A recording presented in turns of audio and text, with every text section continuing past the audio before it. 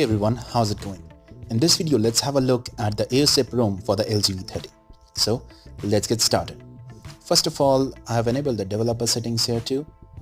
There is some usual stuff here, nothing out of the ordinary. And you have the language as an input option here.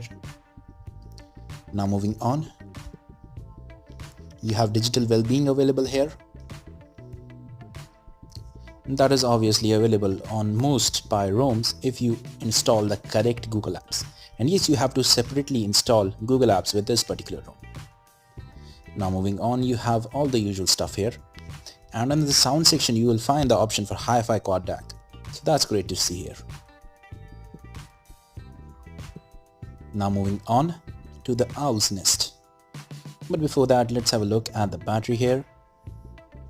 So battery life on this ROM has been pretty good for me. As you can see here, there are some straight lines here while I was sleeping, and during that time the deep sleep was great on this ROM. I'm using the stock kernel here on this ROM. So this is the status bar options. You have some clock options, icons, and do know that GeoVolt does not work on this particular ROM, and it does not work on any custom ROM. So if you really want GeoVolt, then you shouldn't really be using custom ROMs. Now as you can see, we go through these options, and there's a minor bug here with this ROM, that is the APN bug. You have to manually set up APN or flash the APN bug fix zip. And you have some other options for notifications here. And talking about the performance on this particular ROM, it has been amazing for me. Well, the thing is that I did not really need to use any custom kernel for performance here, because PUBG gameplay was very smooth for me on this particular ROM, and even the day-to-day performance was just extraordinary. This is one of the best ROMs that performs great without flashing any custom kernel. And this ROM is super fast and super smooth and fluid. And you have some AOSP gesture options here as well, as you can see here. Now you have some advanced settings. As you can see, you have app ops, blink flashlight on call option, that kind of stuff.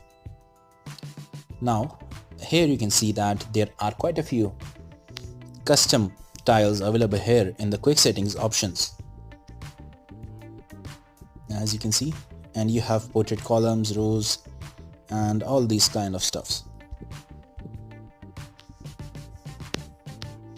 And you don't have very wide theming available on this ROM, but Substratum does work well here.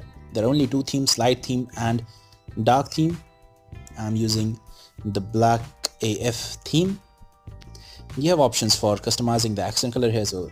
You have ambient music ticker that I have enabled. You even have always on ambient display option, and if you do not want always on option, there are several other options available here, and the ambient display works great here. You have the option to wake on plug while disconnecting or connecting the power source. So overall, this is a very well balanced ROM which is smooth and has great number of customization features. Obviously they are not as much as C-Android or let's say Resurrection Remix, but these are more than enough, particularly for me. So what do you think about this ROM? Let me know your thoughts in the comment section below. And if you did like this video, click on the like button and also subscribe to my channel for more such videos. Thank you for watching. Have a nice day.